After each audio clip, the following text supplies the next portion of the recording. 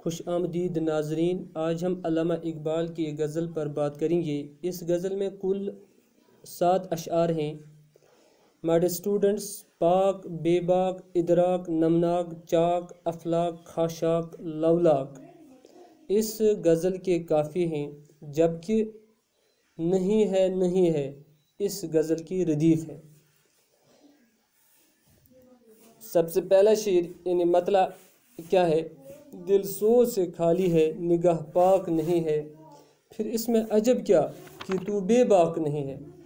سوز بمانی دکھ درد جلن، دل سوز سے خالی، نگاہ بمانی نظر، نگاہ پاک نہیں ہے، پھر اس میں عجب کیا کہ تو بے باک نہیں ہے۔ بے باک بمانی بے خوف نڈر۔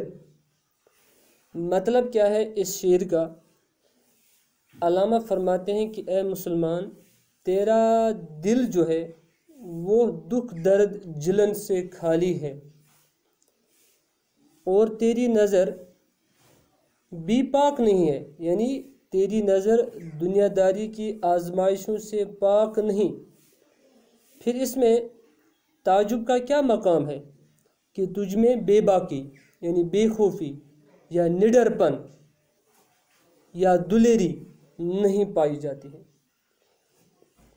گویا کہ اس شعر کے ذریعے سے علامہ اقبال کیا فرمانا چاہتے ہیں کہ اے مسلمان، اگر تجھ میں کلمہ حق کھلم کھلا کہنے کی جرأت نہیں ہے تو اس کا سبب یہ ہے کہ تیرے دل میں اللہ کی محبت کے بجائے دنیا کی محبت جاگزی ہے، اس لیے دنیاوی نعمتوں اور راحتوں کی طرف للچائی ہوئی نگاہوں سے تو دیکھ رہا ہے۔ ان حالات میں غیر اللہ سے بے خوف تو کیسے ہو سکتا ہے؟ گویا کہ اس شعر کے ذریعے سے علامہ اقبال مسلمانوں کو جگانا چاہتے ہیں کہ اے مسلمان، تمہارے دل میں کلمہ حق ہے، پھر تجھے کسی بات سے ڈرنے کی کوئی ضرورت نہیں ہے، بلکہ تجھے ساری مشکلات کا سامنا کر کے ان کو عبور کرنا چاہیے اور زندگی کی راہوں میں آگے بڑھتے رہنا چاہیے۔ پھر اس کا دوسرا شعر کیا ہے؟ ذوق تجلی بھی اسی خاک میں پنہاں، غافل تو نرا صاحب ادراک نہیں ہے۔ ذوق بمانی مزہ لطف یا شوق، تجلی بمانی پردہ ہٹنا ظاہر ہونا جلال یا عظمت، پنہاں بمانی پوشیدہ۔ تو مطلب کیا ہے اس شعر کا؟ اے غافل انسان، خدا نے تجھے صرف سمجھ اور عقل کی دولت ہی عطا نہیں کی ہے، بلکہ جس مٹی سے تو بنا ہے، جس خاک سے تیری پیدائش ہوئی ہے، اس میں تجلی کا ذوق پوشیدہ ہے۔ مطلب یہ ہے کہ انسان صرف فہم و ادراک اور عقل و دانش سے کام لینے کا خواہاں رہتا ہے، یہ نہیں سوچتا کہ اپنے دل کو خدائی جلووں سے منور کرے، تب اس کے اندر عشق حق پیدا ہو جاتا ہے۔ حالانکہ خدا نے اسے یہ خصوصیت بھی دی ہے، اور عشق حق کے بغیر فہم و ادراک سے صحیح کام بھی نہیں لیا جا سکتا ہے۔ ذوق تجلی بھی اسی خاک میں پنہاں، غافل تو نرا صاحب ادراک نہیں ہے۔ مسلمانوں کو خدا نے زیور عقل سے آراستہ ہی نہیں کیا ہے، بلکہ اس نے تیرے اندر اپنے دیدار کی آرزو بھی وضعیت فرما دی ہے، تو ذرا غور سے ان میں تجھ سے ملنے کی تڑپ بھی تو موجود ہے۔ شریعت اور عشق کے جذبے سے یہ آگ بھڑک سکتی ہے۔ اللہ والوں کی صحبت اختیار کر اور زندگی کا مقصد حاصل کر لے، جس کے لیے اللہ تعالیٰ نے تجھے اس دنیا میں بھیجا ہے۔ وہ آنکھ کہ ہے سرمے افرنگ سے روشن، پرکار و سخن ساز ہے نمناک نہیں ہے۔ تو اس شعر میں افرنگ یعنی انگریز، یورپی پرکار بمانی دانا ہوشیار یا عیار سخن ساز یعنی باتیں بنانے والا پرکار و سخن ساز ہے نمناک نہیں ہے نمناک بمانی غمگین نمناک کی ایک اور معنی ہے بیگی آنکھ تو میڈر اسٹوڈنٹس اس شعر میں جو یہ استعمال کیا گیا ہے وہ آنکھ اس شعر میں وہ آنکھ سے مراد اس مسلمان شخص کی آنکھ ہے جو اسلام کا جامہ پہننے کے باوجود بھی مغربی زدہ ہو گیا ہے. تو ماڈر اسٹوڈنٹس اس شعر میں علامہ اقبال کیا فرمانا چاہتے ہیں؟ علامہ فرماتے ہیں جو آنکھ یورپی تہذیب کے سر میں سے روشن ہو وہ ہوشیار مکار اور سخن ساز تو ہوگی لیکن اس میں آنسو کبھی نہیں آئیں گے جو دل کے سوز و گداز سے پیدا ہوتے ہیں. مراد یہ ہے کہ یورپی تہذیب دنیا داری کے فکر و فن کو سکھا سکتی ہے لیکن دلوں میں سوز و گداز پیدا نہیں کر سکتی ہے اور ظاہر ہے کہ سوز و گداز کے بغیر حقیقی انسان انسانیت کا رتبہ نہیں پا سکتا. تو وضاحت اگر ہم اس شعر کی کریں گے ایسے کر سکتے ہیں کہ مغربی تعلیم سے آدمی کے اندر وہ آنکھ کی ہے سرمئی افرنگ سے روشن کہ مغربی تعلیم سے آدمی کے اندر عیاری چالاکی اور فریب کاری تو پیدا ہوتی ہے پرکار و سخن ساز ہے نمناک نہیں ہے لیکن دل میں سوز و گداز کا رنگ پیدا نہیں ہو سکتا ہے. کیا صوفی و ملا کو خبر میری جنوں کی ان کا سر دامن بھی ابھی چاک نہیں ہے. تو اس شعر میں ملا عالم مولوی سر دامن کپڑوں کا آخری حصہ چاک بمانی پھٹنا اسی طرح صوفی بمانی پرہیزگار. مطلب یہ ہے صوفی اور ملا کو میرے جنون کی کیفیت کیا معلوم ان کے دامن کا سرا بھی ابھی پھٹا نہیں ہوا ہے یعنی ان کے دامن کا سرا بھی ابھی چاک نہیں ہوا. مراد یہ ہے کہ صوفی اور ملا کے دل پر عشق حق کی تڑپ کا سایہ بھی نہیں پڑا. وہ کیا جانے کہ اہل حق کو اس سلسلہ میں کیا کیا آلام و مصائب جھیلنے پڑتے ہیں اٹھانے پڑتے ہیں اور دین حق کے لیے آلام و مصائب جھیلنے پڑتے ہیں اور دین حق کو کیا کیا خطرے درپیش ہیں اور خدمت کے لیے کیسی کیسی قربانیاں درکار ہیں. یہ لوگ اس سے بے خبر ہیں. صوفی اور ملا دونوں اس سے بے خبر ہیں یعنی صوفی اور ملا دونوں میرے جذبات کی گہرائی کا اندازہ نہیں کر سکتے. کیا صوفی و ملا کو خبر میری جنوں کی ان کا سر دامن بھی ابھی چاک نہیں ہے. صوفی اور ملا یعنی یہ دونوں میرے اندرونی جذبات کی گہرائی کا اندازہ نہیں کر سکتے ہیں کیونکہ یہ دونوں دنیا طلبی میں منہمک ہو چکے ہیں غرق ہو چکے ہیں اللہ اور اس کے رسول صلی اللہ علیہ وسلم کی محبت سے بیگانہ ہیں. وہ کیا جانے محبت کسے کہتے ہیں اور یہ دونوں حالات حاضرہ سے یعنی دنیاوی حالات سے کہاں کیا ہو رہا ہے مسلمانوں پر کتنا ظلم ہو رہا ہے یہ دونوں لوگ اس چیز سے بے خبر ہیں. انہیں مطلق علم نہیں کہ اسلام پر کس کس طرف سے کس کس رنگ کے حملے ہو رہے ہیں اور اسلام کی بنیاد کو کس طرح پامال کیا جا رہا ہے. تو یہ دونوں لوگ ان چیزوں سے ناآشنا ہیں یعنی بے خبر ہیں.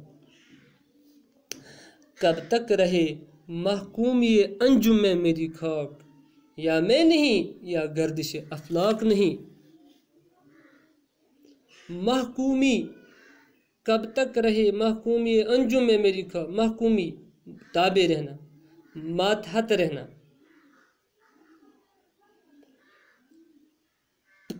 انجم ستارے،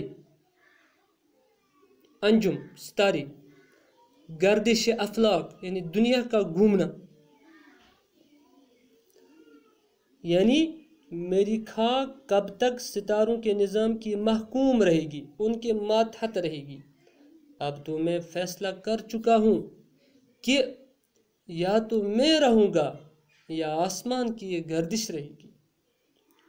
یعنی مختصراً ہم یہ کہہ سکتے ہیں کہ مسلمان ایک عرصے سے جوتش، نجوم، توہم پرستی اور ستارہ پرستی اور اس کے پیدا کردہ توہمات میں مبتلا ہیں اور ابھی بھی ستاروں کی غلامی کر رہے ہیں۔ بجلی ہوں نظر کو ہو بیاباں، خس و خاشاک نہیں ہے، میرے لیے شایاں خس و خاشاک نہیں ہے۔ بجلی ہوں نظر کو ہو بیاباں پہ ہے میری، بجلی ہوں نظر کو ہو بیاباں پہ ہے میری، میرے لیے شایاں خس و خاشاک نہیں ہے۔ خس بمانی گھاس پھوس، خاشاک کوڑا کرکٹ۔ فرماتے ہیں بجلی بمانی چمکتی ہوئی روشنی، کہ میں بجلی ہوں، پہاڑوں پر گر سکتی ہوں اور پہاڑوں کو روشن کر سکتی ہوں۔ یہ میرے لیے زیب نہیں دیتا، یہ میرے شایع نشان نہیں ہے کہ میں گھاس پھوس پر گر کر انہیں روشن کر دوں، کیونکہ وہ تو پہلے سے ہی روشن ہوتے ہیں۔ میری ذمہ داری ہے کہ میں بیاباں پر جا کر جہاں روشنی نہیں ہے وہاں چمکتی ہوئی روشنی سے ان کو ہو بیاباں کو، ان جنگلات کو روشن کر دوں۔ اصل مطلب کیا ہے اس شعر کا؟ کہ بجلی ہوں نظر کو ہو بیاباں پہ ہے میری، کہتے ہیں کہ مسلمان کا وجود باطل کے لیے پیغام فنا ہے۔ جس طرح بجلی کسی چیز پر گرتی ہے اسے جلا کر خاک سیاہ کر دیتی ہے، اسی طرح مسلمان کھرمن باطل یعنی غیر اسلامی تعلیم کو پھونک دینے کے لیے پیدا ہوا ہے۔ بجلی ہوں نظر کو ہو بیاباں پہ ہے میری، میرے لیے شایاں خس و خاشاک نہیں۔ وہ ہے کہ یہ جو کوہ و بیاباں پر گر کر وہاں روشنی پیدا کرنا، یعنی مسلمان کھرمن باطل یعنی غیر اسلامی تعلیم کو پھونک دینے کے لیے، اس کو دور کرنے کے لیے پیدا ہوا ہے۔ وہ یہ کہ جہاں اسلام ابھی نہیں پھیلا ہے، جہاں لوگ ابھی بھی جہالت کی زندگی گزار رہے ہیں، میرا مقصد یہ ہے کہ میں وہاں جا کر ان لوگوں کو اسلام کے نور سے منور کر دوں۔ آخری شعر کیا ہے اس کا؟ عالم ہے فقط مومن جاں باز کی میراث، مومن نہیں جو صاحب لولاک نہیں ہے۔ عالم ہے فقط، عالم دنیا، عالم ہے فقط صرف، عالم ہے فقط مومن جاں باز کی میراث۔ مومن کلمہ قبول کرنے والا، دل سے کلمہ پڑھنے والا، اللہ تعالیٰ کے احکام کو جاننے اور ان پر عمل کرنے والا، جاں باز جان پر کھیلنے والا، مومن نہیں جو صاحب لولاک، صاحب لولاک بمانی عاشق رسول صلی اللہ علیہ وسلم۔ مطلب یہ ہے کہ عالم ہے فقط مومن جاں باز کی میراث، دنیا صرف مومن کی میراث ہے، مومن کی وراثت ہے، جو اسلام کے اصولوں پر چلے اور جو اپنے دل و دماغ کو روشن کرے اور مقام لولاک سے فیضان پائے، وہی مومن کہلانے کا حقدار ہے۔ اب جو اسلام کے اصولوں کی پاسداری نہ کرے، اپنے دل و دماغ کو روشن نہ کرے، عاشق رسول سسم اس کی عشق رسول اگر اس کے اندر نہیں تو وہ مومن کہلانے کا حقدار بھی نہیں ہے۔ اس شعر میں اقبال رحمۃ اللہ علیہ نے براہ راست قرآن حکیم کا فلسفہ پیش کیا ہے۔ یہ صاحب لولاک مائی ڈیئر اسٹوڈنٹس بہت بلیغ ترکیب ہے اور اقبال کے اسلوب فکر کی بہترین مثال ہے۔ یعنی صاحب لولاک